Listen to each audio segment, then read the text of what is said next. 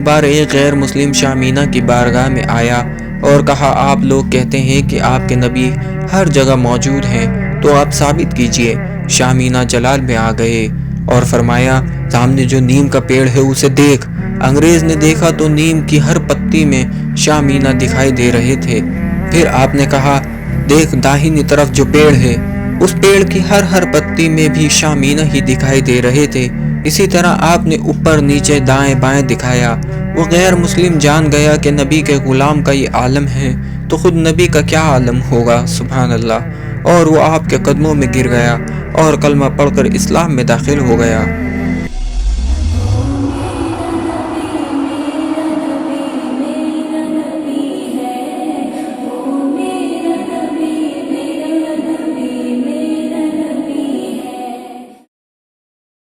السلام علیکم ورحمۃ اللہ وبرکاتہ۔ معزز ناظرین، آج پھر ہم حاضر خدمت ہیں ایک نئی ویڈیو کے ساتھ، اور آج کی اس ویڈیو میں ہم جن عظیم ہستی کے بارے میں بات کرنے جا رہے ہیں ان کا نام مبارک حضرت مخدوم شاہ مینا محمد رحمۃ اللہ علیہ تعالیٰ ہے۔ آپ رحمۃ اللہ علیہ تعالیٰ کی ولادت 800 ہجری 1397 AD میں لکھنؤ میں ہوئی۔ آپ کے والد کا نام شیخ قطب الدین صدیقی ہے۔ آپ حضرت ابو بکر صدیقی رضی اللہ تعالیٰ عنہ کی نسل سے ہیں۔ آپ کے والد دہلی سے جونپور آئے، پھر دلماؤ اور آخر میں لکھنؤ آئے۔ آپ کی ولادت سے پہلے حاجی الحرمین شیخ قوام الدین نے اپنی بیوی کو بتایا کہ شیخ قطب الدین کے یہاں جو بچہ پیدا ہوگا اسے تمہیں دودھ پلانا ہے۔ حاجی الحرمین صاحب کی بیوی نے کہا، میں تو بوڑھی ہو چکی ہوں، مجھے کیسے دودھ آ سکتا ہے؟ حاجی الحرمین صاحب نے فرمایا، اللہ تعالیٰ اپنے فضل سے اس بچے کے لیے دودھ عطا فرمائے گا۔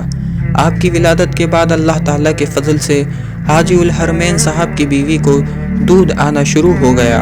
وہ جب بے وضو ہوتی تو آپ دودھ نہیں پیتے۔ آپ نے قاضی فریدون سے تعلیم حاصل کی۔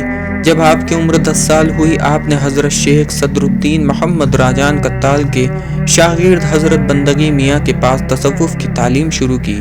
جب آپ کی عمر 12 سال کی تھی تب حضرت بدیع الدین مدار شاہ لکھنؤ پہنچے تو ایک شخص نے آ کر عرض کیا، میری بیوی 4 مہینے سے بیمار ہے اور آپ اس کی صحت کے لیے دعا کریں۔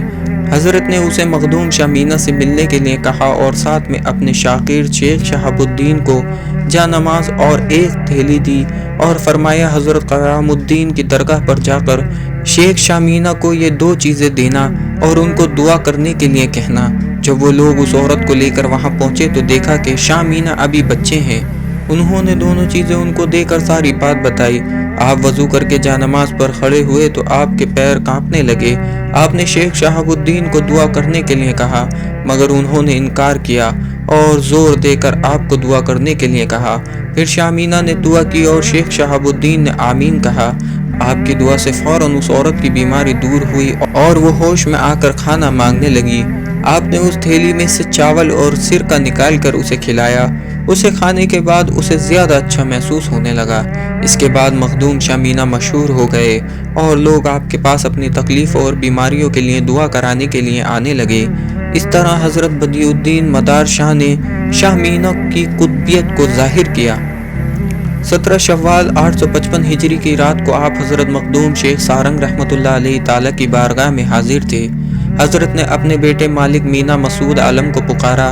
وہ وہاں موجود نہیں تھے، اس لیے آپ حضرت کے پاس گئے اور عرض کیا، حضور غلام مینا حاضر ہے۔ اسی طرح 3 بار آپ حضرت کی خدمت میں حاضر ہوئے۔ حضرت نے خوش ہو کر فرمایا، تو ہی مینا ہے، عرش کا نگینہ ہے۔ آج سے ہم تمہیں لکھنؤ کی ولایت عطا فرماتے ہیں۔ اور خرقہ اور اپنے بزرگوں سے جو تبرکات ملے تھے وہ بھی حضرت نے آپ کو عطا فرمائے اور نصیحت فرمائی کہ ہر حال میں اللہ کی رضا میں راضی رہنا۔ اسی رات حضرت کا وصال ہوا۔ آپ ہمیشہ یہی کوشش کرتے کہ اللہ تعالیٰ اور اس کے رسول صلی اللہ علیہ وسلم کے زیادہ قریب ہو جائیں۔ آپ پوری رات عبادت اور ریاضت میں مشغول رہتے۔ ٹھنڈی کے موسم میں نیند نہ آ جائے اس کے لیے آپ ٹھنڈے پانی سے بھرے ہوئے برتن میں اپنے پیر رکھتے۔ کئی بار اپنے کپڑے پانی سے بھگو دیتے۔ کئی بار آپ زمین پر پتھر بچھا دیتے۔ جب نیند آنے لگے تو ان پتھروں پر سو جاتے تاکہ بدن کو تکلیف ہو اور نیند اڑ جائے۔ آپ رحمۃ اللہ علیہ تعالیٰ کی چند کرامات۔ آپ کی خانقاہ بہت پرانی تھی اور لکڑی کی بنی ہوئی تھی۔ ایک بار بھاری بارش کی وجہ سے خانقاہ کا مکان گر گیا اور خانقاہ میں موجود لوگ اس کے نیچے دب گئے۔ آپ نے اپنے خادم کو ان لوگوں کو باہر نکال کر کھجور کے درخت کے پاس پانی سے بھرے گڑھے میں رکھنے کے لیے فرمایا۔ خادم نے جیسے ہی ان لوگوں کو ایک ایک کر کے باہر نکال کر اس گڑھے میں رکھنا شروع کیا تو اسے یہ دیکھ کر تعجب ہوا کہ جیسے ہی وہ مردے کو گڑھے میں رکھتا وہ زندہ ہو جاتا۔ اسی طرح جتنے بھی لوگ دب کر مر گئے تھے وہ سب زندہ ہو گئے۔